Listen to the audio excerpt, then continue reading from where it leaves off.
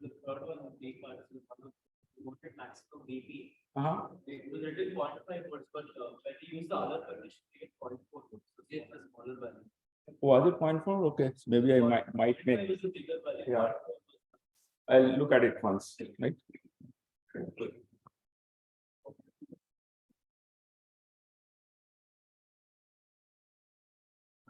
It's not going away. Okay, anyhow.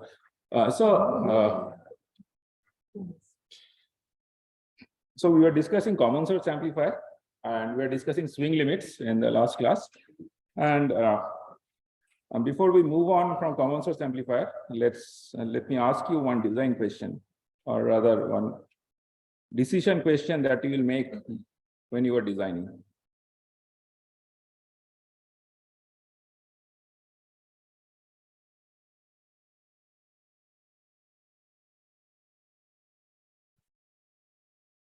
So let's say the drain is the output and VI is the input, and I'm not bothered about swing limits. Like I'm okay with minimum amount of swing. Do you think this circuit can give you any gain that you want? I want gain of 10, 100,000, million. Why not?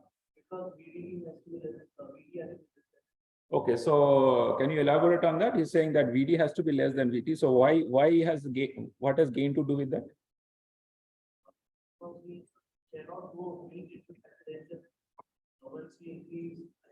sometimes we won't be able to achieve saturation. Okay, so let's say that. So let's assume that you have any design variables, and whatever you see here, you can change. You can change W by L, you can change VB, you can change VDD, you can change RL. Yes. No. W by L is a design variable. Right. Not while you use it. Right. While you are making it, right? That's true. But as a designer, you can tell the fabric that this is my W by L, make it for that. Right. That you can always do. And okay, so this is again a digression. Let me spend 1 minute on this. His question was, okay, why don't you tell me why did you ask that question? Because threshold voltage is also fixed when I am making the device. Mu Cox is also fixed when I'm making the device. So what is special about W by L that is not fixed? That is also fixed. Right.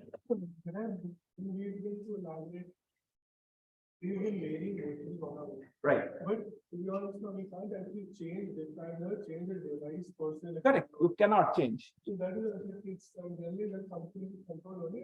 Always ask, and we make do with what we have. Correct. Exactly. That's why it's something done during transition. But generally, students, we really don't get the opportunity. That's correct. His question is actually a very good question. His question is, let me put it to the class. His question is, this W by L is a property, is some aspect ratio of the device, right? But you cannot change the aspect ratio of the device when you're using the device. That is, once you fix the aspect ratio, it's fixed. So is threshold voltage, right? It's not in your control. So is mu and Cox, not in your control. So what is so special is or rather, if I flip the question, why do I say that W by L is a design variable, whereas threshold voltage is not, mu Cox is not? Yes. So maybe we can change W by L by setting on the offset and connecting parallel with the gate. Right. So his question is, his answer to that is, if I say that I have one MOSFET which gives me a W by L of 10, I take another MOSFET of W by L of 10, put them in parallel, that is probably giving me W by L of 20, right? So you can basically take two of them in the lab also, put them in parallel. You can.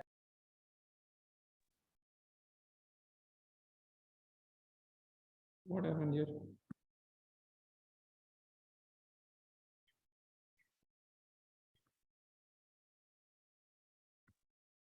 Am I recording or not recording?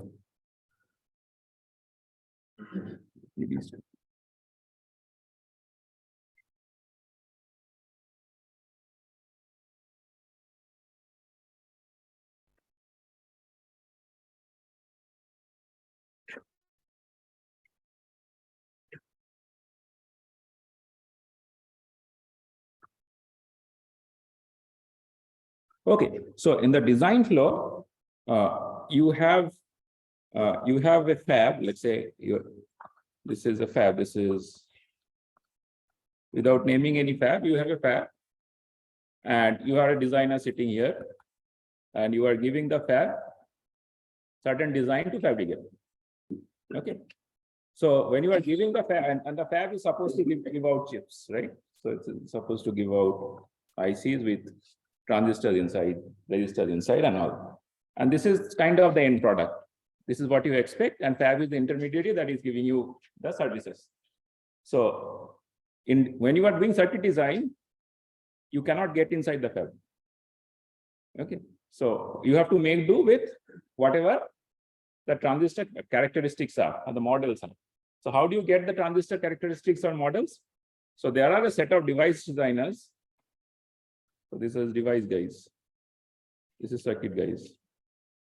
Right? So set of device designers who talk to the fab, and they tell you that the fab will say that, okay, we can make these types of devices. This is the kind of MOSFETs we can make, which will have so much of thickness, so much of threshold voltage, and so on.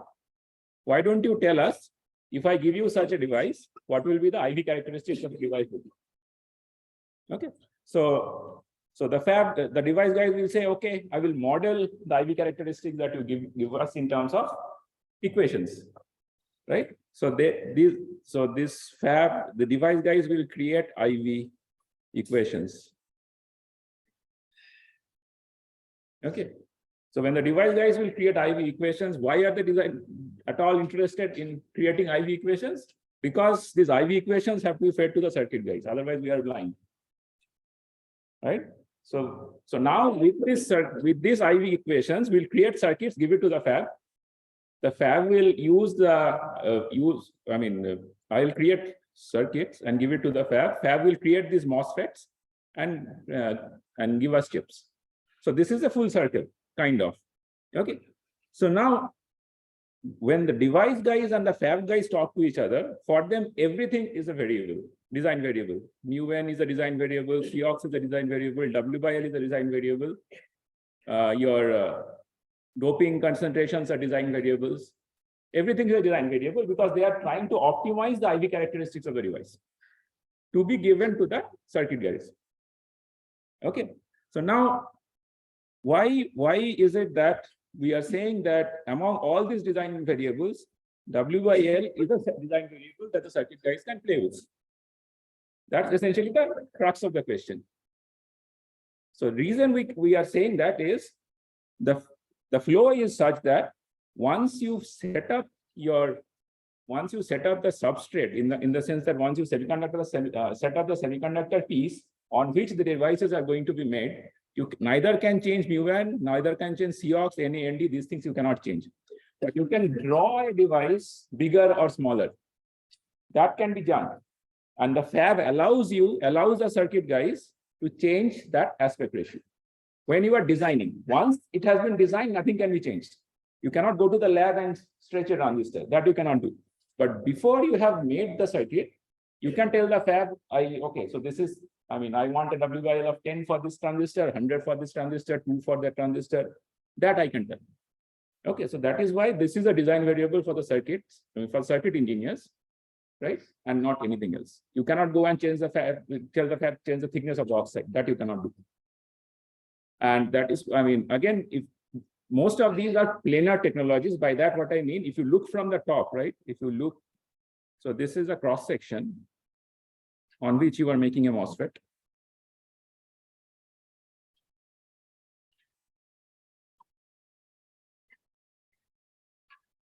So this is drain, this is source, let's say.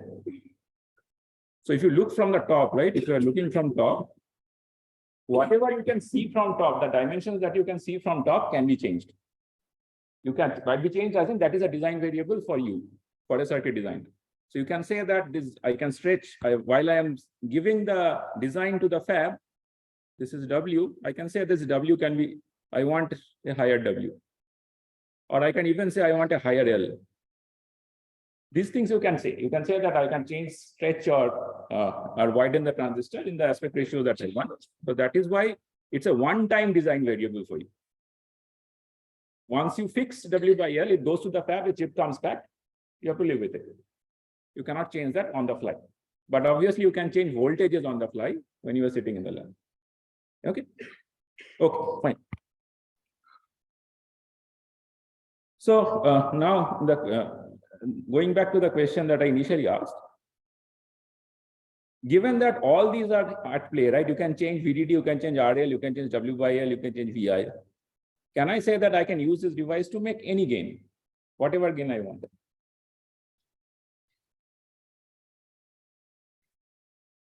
Why not?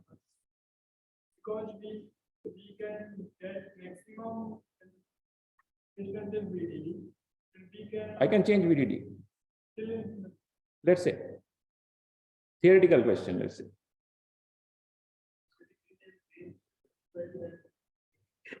Any game.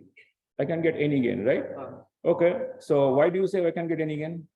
Because like W by L is outside. So like say let's say rest everything is constant. Okay. So it's K times W by L. Okay. Now by changing W by L, Okay. we can get like for any value, like if we want 0 gain, we get to W by L 0. Okay. So now, fine, I agree. So now let's say I fix VDD. Now can I get any gain? I can change W by L. VDD.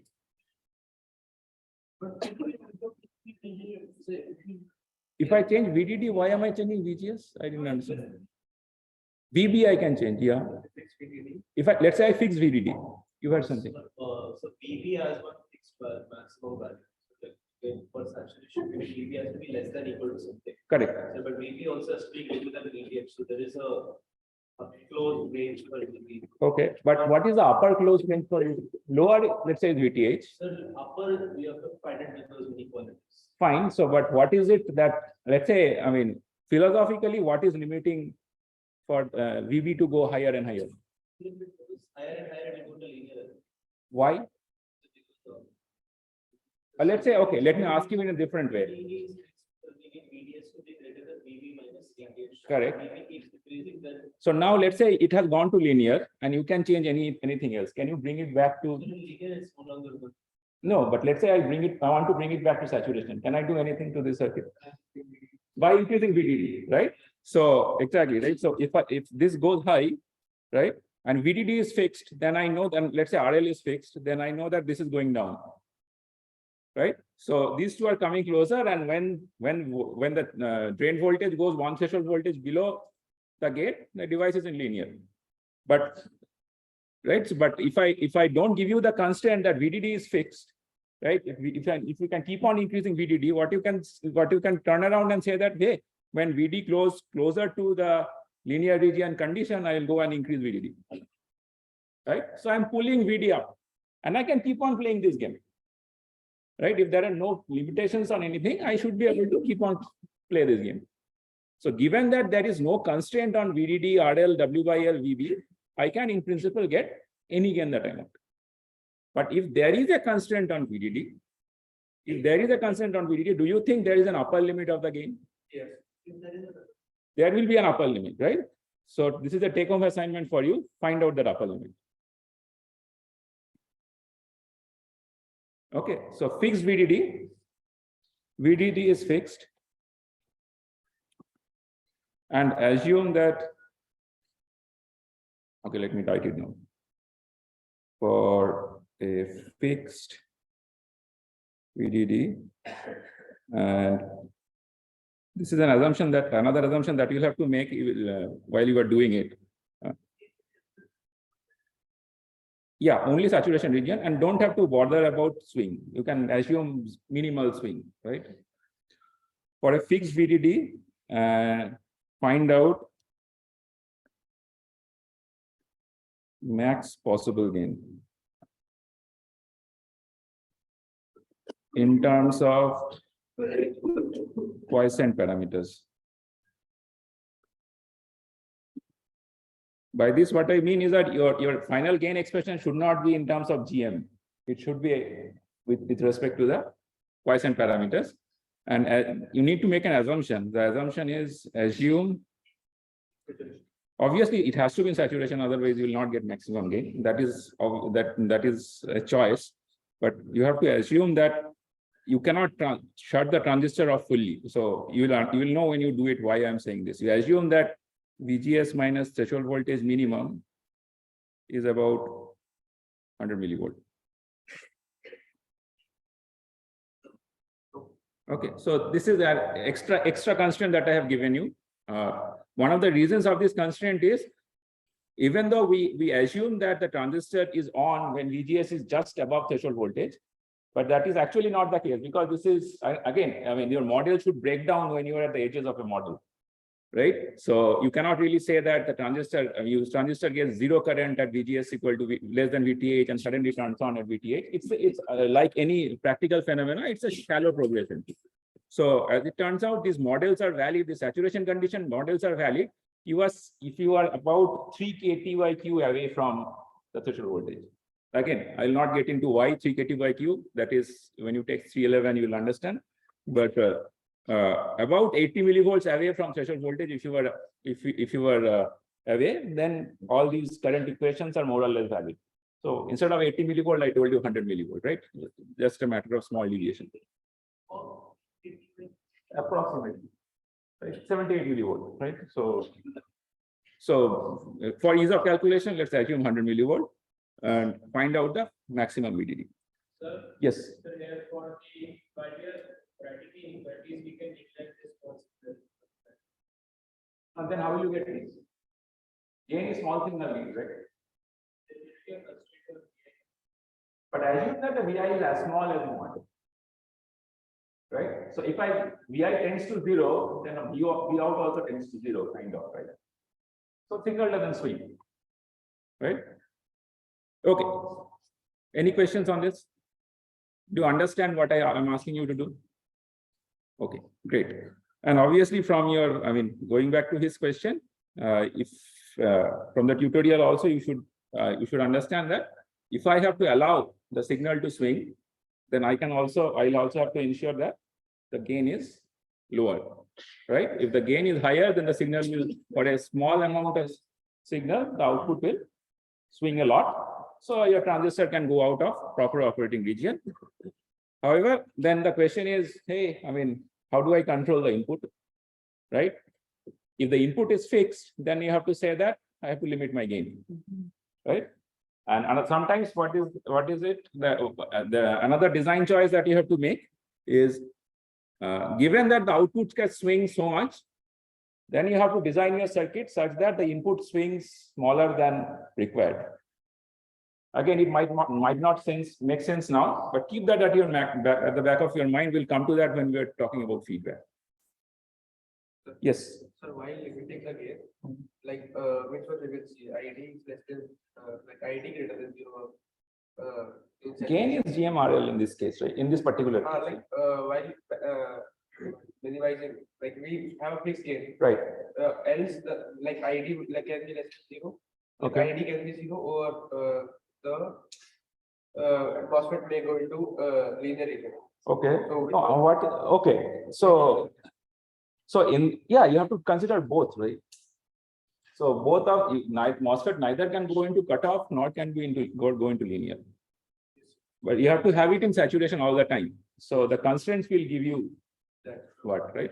Yes. So the initial discussion that we had, that why it cannot go into infinite gain, right? Because you cannot keep on increasing current essentially. So that will give you the limit, how much you can increase the current. Okay, fine. So let's move on. So in one of the questions in the tutorial, you saw that there was 2 common source amplifiers in cascade.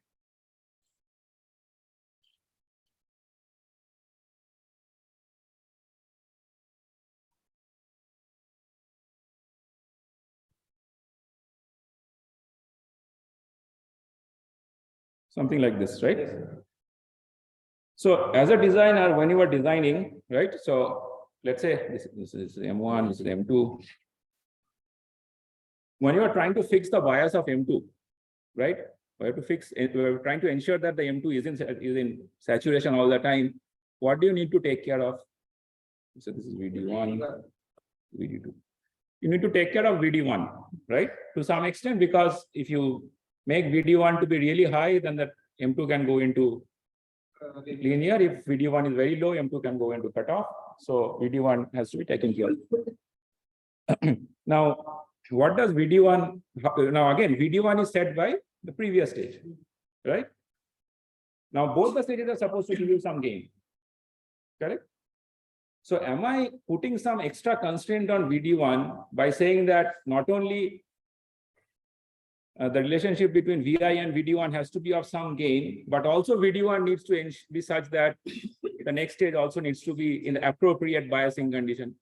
Yes. I am asking VD1 to do two things, right? And that might or might not be feasible all the time. Yes. Okay. So let's assume that you, for gain conditions, for whatever reason, you want VD1 to be 3 volt. This is I need. Okay. That is one constraint. And for some other constraint, I want this input to be 2 volt. Quite possible, right? Real life situation, you couldn't meet some design parameters. You would want to change this gate voltage independently. Okay. So what can you do? Put a battery. Great. So put a battery. You put a battery here of 1 volt. Right? Everything is fine. So let's say that now the issue is, I mean, you can take a double A battery, put in, you can do that. But this is not possible in an IC. Right? So everything, both these transistors are sitting next to each other in an integrated circuit. Or even when you are doing it in a breadboard, let's say, right? In breadboard, you can say that I can bring one battery here and put it in, but let's say you have 5 or 6 of them, then you need a battery between each of these stages, which is obviously not feasible. It increases cost. Okay. So what do you think is the other solution? Add resistor Add resistor. Where? between. Okay, let's, between what? Tell me now. Let's. Okay. No effect. Start. So we had a battery of 1 volt. Battery for PDD current. No, basically I want to go from 3 volt to 2 volt. Right? So if I put a battery of 1 volt in the polarity I have shown, I should be able to go from 3 volt to 2 volt. No problem, it will work. But the practical problem is, or economical problem is, that you cannot have a battery for each transistor. Okay. And also you must have seen, I mean, the other important problem is, you, for some reason, you would want to change this, maybe the 3 volt to 3.5 volt or 3.2 volt. Possible. Right? But you still want to keep this at 2 volt. Then this battery has to be variable. You cannot plug in a battery and then hope that, I mean, it will give you the exact, I mean, this difference will always be 1 volt, fine, right? But if this goes, other side goes to 3.2, the right side will go to 2.2, which might be a problem. Let's say we want to, because, I mean, so if you were to, let's assume you were setting a question for the class. Okay. So in that case, you are trying to figure out that what is the gain that I want. And for that gain, I want this to be 3 volt, and this I want this to be 2 volt. Right? And then you say, okay, if I just short it, it's a problem because I'm not, probably M2 is going into triode. What can I do? I'll put a battery in between. Okay. Yes, some questions. No? Okay. So now when you are doing it in the lab, sometimes this 3 volt can change to 3.5, 2.8. No, but you want the M2 gate to be at 2 volt. So putting a fixed battery is not even a solution then. So you want that to be a variable battery. So we don't have a variable battery in the market, as it, I mean, that varies itself automatically. You have to go and keep on tweaking. So what is the other solution?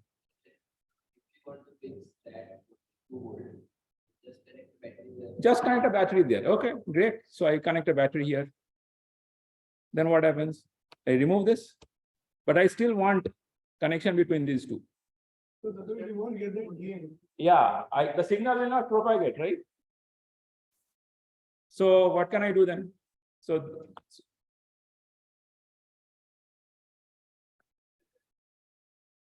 Yeah, so this is another important thing in analog circuits is, or rather any circuits for that matter, that what is a battery?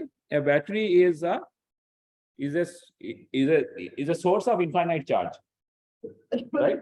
It's a source of infinite charge because you keep on pulling charge out of it, it doesn't change its voltage. What is a capacitor? It's a source of finite charge, but if you keep pulling out charge, its voltage decreases. But if I say I'll make this capacitor infinite, very large, right? Then it becomes a battery. If I don't pull out any current out of that capacitor, it's as good as an ideal battery, right? So I can use a capacitor as kind of a level shifter then, right? A capacitor charged to 1 volt, let's say, a capacitor charged to 1 volt. Let's say I have charged this capacitor to 1 volt. Take this capacitor and plug it in here. 1 volt. The same problem won't arise, like 3.5, if one side is 3.5 volt, then we will get other side is 2.5 volt. Yes, same problem will arise. Great question. But even a bigger problem will arise, because as it turns out, these capacitors, I mean, everything leaks. In practice, you cannot have an infinite isolation from between two nodes. Sir, since we are using capacitor between the gate and it's connected to the gate, so no leakage is possible. Yes. His question is, okay, I'll come back to that. So what the statement that I made, everything leaks, is the fact that is based on the fact that, or rather, I mean, till now what we have been seeing is this input impedance is infinite, right? That is input of the input of the MOSFET doesn't take any current.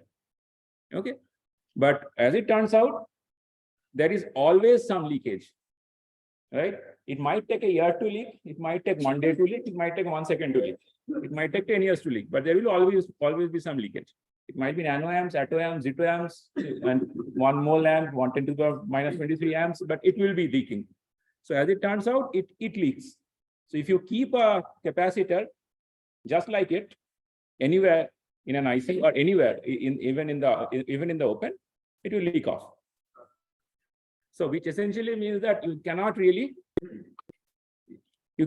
hold this 1 volt for infinite time. In case of a battery, you can, in principle, but in case of a capacitor, you can't. Which means you have to address the voltages on these two plates somehow.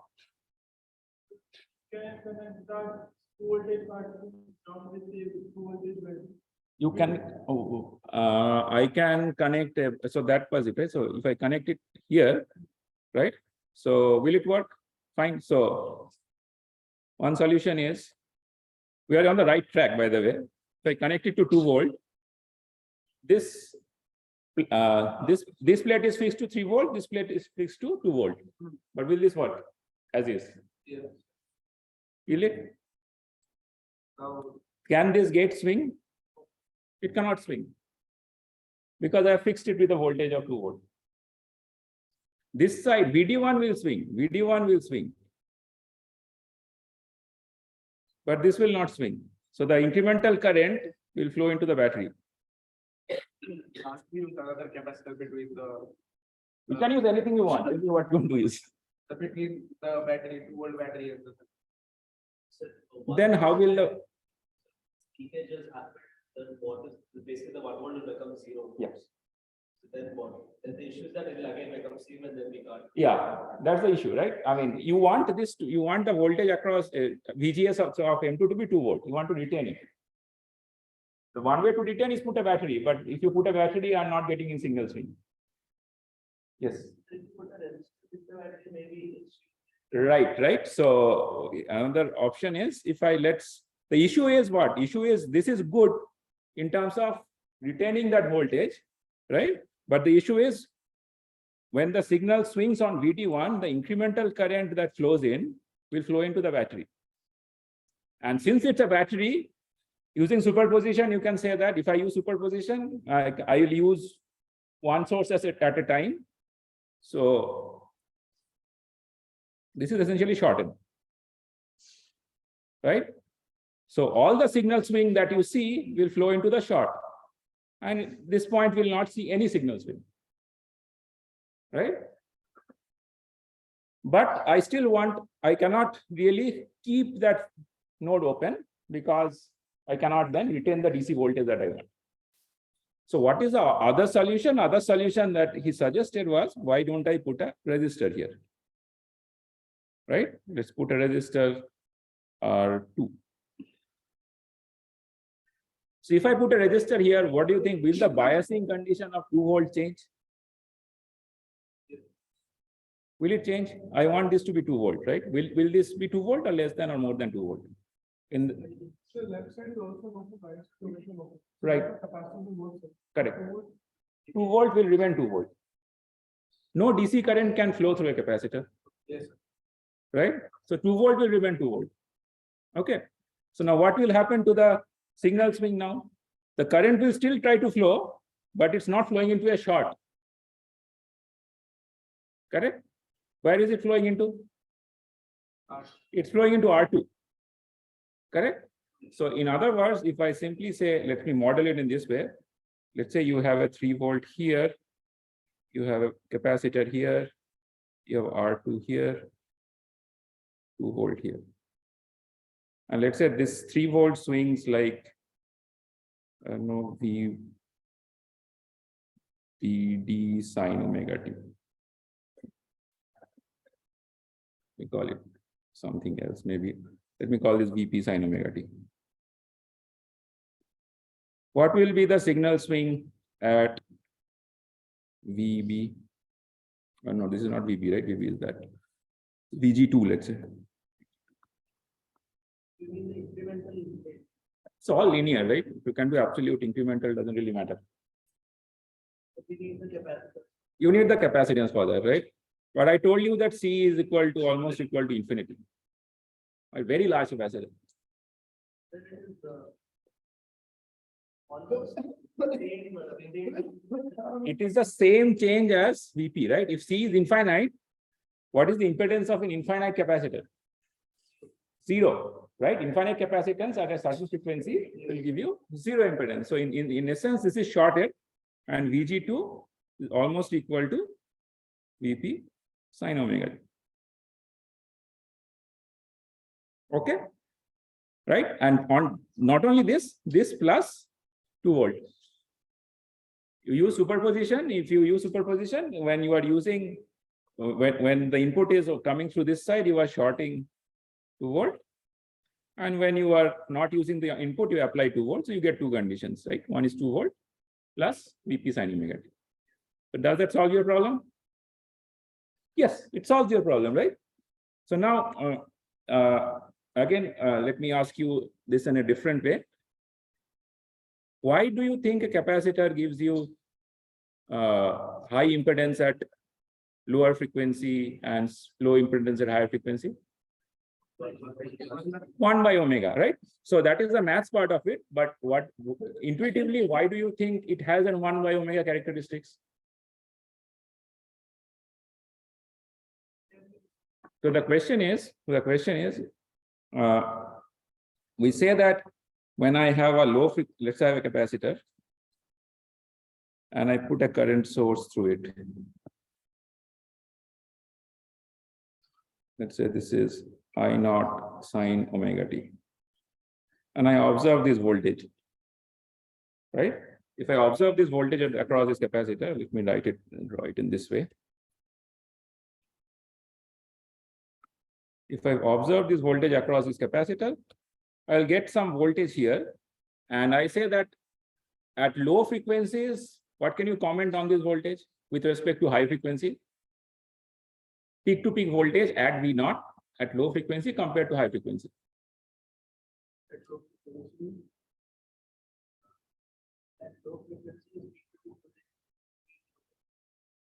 Okay, why do you say so? Okay, let me sketch and That high frequency should be 0. I had some. Yes. So I think you should ask like after giving the resistor. No resistor. This is what it is. This is what it is. Okay, so let me sketch and ask you then. So let's assume that I have sinusoid like this. I have to improve my sinusoids. And I have a sinusoid. The peak to peak are same, but I have another sinusoid of higher frequency. So what do you think will V naught look like for these two cases approximately, right? Obviously, I have not given you enough parameters. Peak to peak will be reduced for which case? Why? Because the capacitor gives less inductance. Less impedance. Less impedance. True, I agree, but I want to go one step back, one step in the fundamental direction. Why does a capacitor give you low impedance at high frequency? So what does a capacitor do? Relationship between charge and voltage is what? It's not able to the fluctuation charge is so fast that all the current basically like a conductor, no charge stays. So basically, to a conductor current just simply flows. Correct, exactly what you are saying. But I mean, what I'm trying to get at here is that the relationship between voltage and charge is integral in a capacitor, right? So you are integrating, or rather, what I shouldn't say that. The relationship between voltage and current in a capacitor is integral, right? Relationship between charge and voltage is linear. So essentially, when you have a current, you have to integrate the current to get how much charge you are dumping, and the relationship between the charge and the voltage is linear. So you have to integrate these sine wave currents.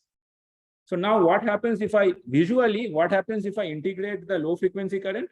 So it will keep on increasing till it reaches the zero crossing, right? I am dumping. So area under the curve is increasing. Then it will go to zero here and go like this. So it will have another sinusoid but shifted up. Correct? Yes. So as the frequency increases, I am not now concentrated on the magenta plot. As the frequency increases, I cannot keep on integrating till your curve will not fatten till here. It will only fatten till here. Right? So I'll only be integrating till here. And then it will go down. And so on. You are not allowing charges to accumulate per cycle, enough charges to accumulate per cycle in a higher frequency input. So that is why you have higher fluctuations of the voltage across the capacitors for a lower frequency than at a higher frequency. And from this, you can figure out, right? You just integrate it, right? You integrate and you will get that. If you integrate I naught sine omega t between 0 to t by 2, or t naught by 2, right? So you will get I naught, and obviously this integral has a 1 over c term, right? Because between I and v, you'll have to multiply it 1 over c. So this becomes y naught omega naught c. This will become 1 minus cosine omega naught t by 2. Okay. And then you put omega naught t equal to 2 pi, you will get 2 I naught by omega naught c. So this will be your peak to peak. Right? This is essentially the charge that you have accumulated. Okay.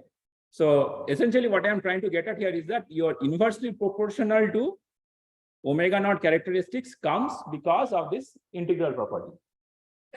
So if you keep on increasing omega naught, your the peak to peak of your input of the output will reduce. Okay. So now if we understand this, what do you think will be our constraint on this C? We cannot literally put infinite capacitor. We have to make do with finite values of capacitances, right?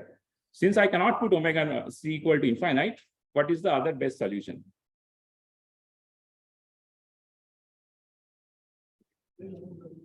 Very large, but is there upper limit? You are in the lab. You have to figure out what is large enough. How will you figure that out?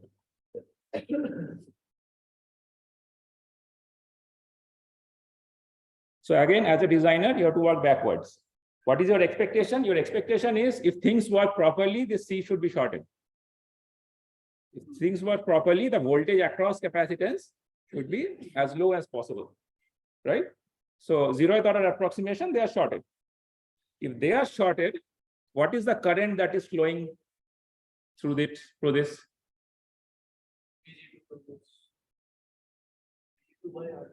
Right, incremental current or the sinusoidal current, what will it be? You have Vp sin omega t on one side, short on the other side. I'm not short on the other side. I mean, okay, so let me redraw. So if you are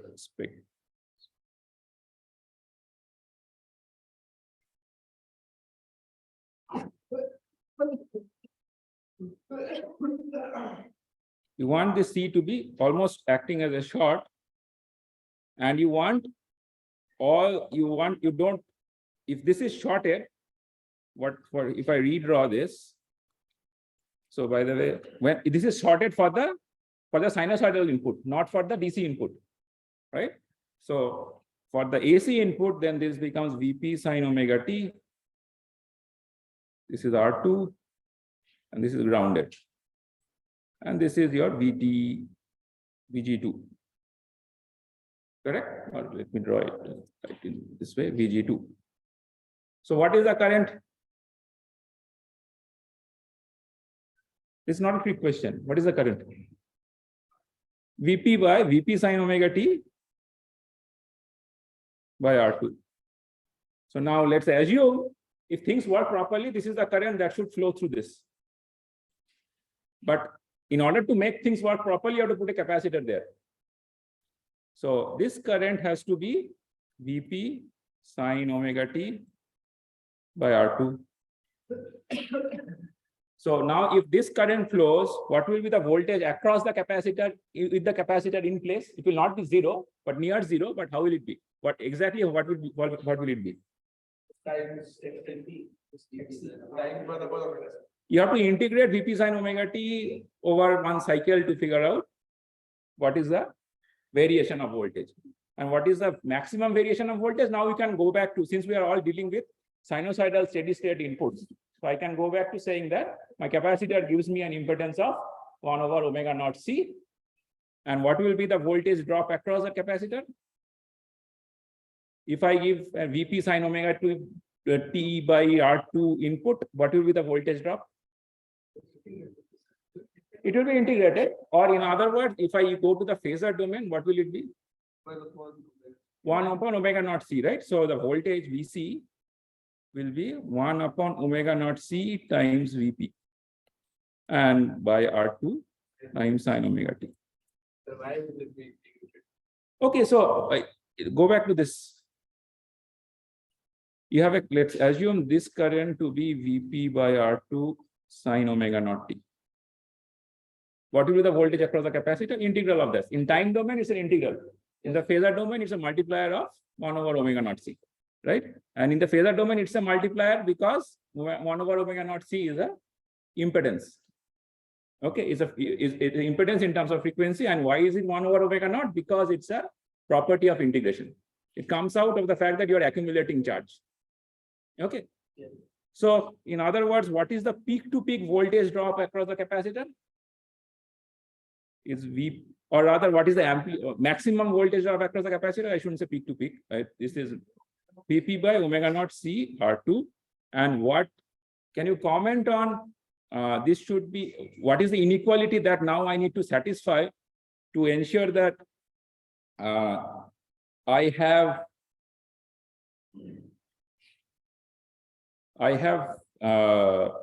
VG2 here, VG2 to be almost equal to Vp sin omega naught t. This should be very less than 50. That's your voltage drop. This should, exactly, right? So this is the drop across, this is the drop across the capacitor. I want the drop across the capacitor to be much, much less than the drop across the resistor, right? So and what is the drop across a resistor in a properly designed circuit? It should be Vp sine omega t. So this should be much less than Vp in terms of phasors. Small signal model, we found that the current is dV by R2. Correct. Then why are you saying that that is the same current in the normal? What is the incremental current in the normal model also? Incremental current will be. And we are interested. V plus Vp sine omega t current. Correct. So what? No, coming in. What is your question? So there is a normal quiescent current that is going. Was there a quiescent current?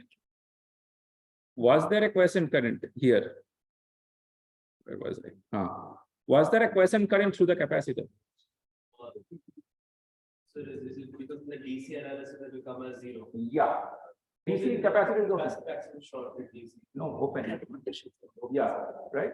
It gives you infinite impedance. I mean, other intuition is in DC you keep on integrating, right, and you get to infinite, right? So it gives you infinite impedance. So for a finite voltage across a capacitor, you cannot get any current. Okay.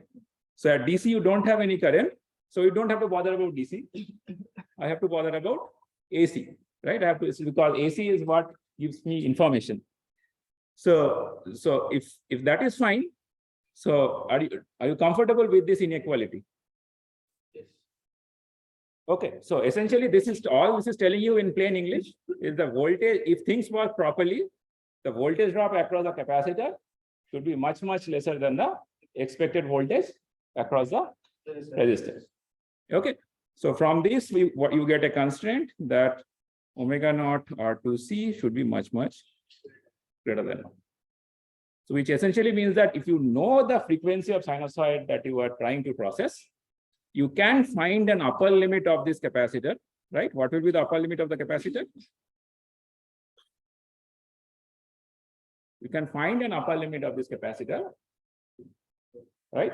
For a given value of R2, obviously. Now you can say that, I can say that this gives me the constant that I actually get is R2 times C should be much greater than 1 over omega. So in other words, the time constant of the circuit should be much greater than 1 over omega. Okay, so this theme you will see play all along this course. Whenever you have a capacitance and you have to figure out what is the value of the capacitance for which your circuit will work for the certain frequency of operation, you'll have to go back and come back to the time constant, figure out the time constant. We'll see how to figure out time constants later on, but you have to figure out for first order circuit is simple. So you figure out the time constant and you ensure that the time constant is either much greater than 1 over omega naught in this case. In some other cases, you will see the requirement will be much less than, right? So this is, but the moot point is that you'll have to figure out by looking at the circuit, what is the time constant. Okay. Yes. That's intuitively saying that suppose like capacitor after 3 time constant of 4 time constant, like capacitor can steady state. Like it depends on. So that is for step input. What you are talking about is step input, right? But this is sinusoidal steady state. It's a sinusoid that goes on. So like I am getting an intuition that since 1 over omega naught is roughly time period by 2 pi. Yeah. The time period of the sinusoid should be much less than. It's actually that. It's actually that. Yeah. So essentially, what you are trying to get, if I rephrase what you are saying is that if my sinusoid has sufficient, if the input is sufficiently spread out, then the circuit always that is. But that is, it's okay to think in that front. But what I would say is that is not the exact way of thinking, because we are assuming that the circuit has reached steady state. So each cycle is not a new input, right? It's not that you have turned on the circuit and you are trying to figure out. Circuit has reached steady state. So all this startup stuff have been neutralized. Okay. Okay. Fine. Thank you.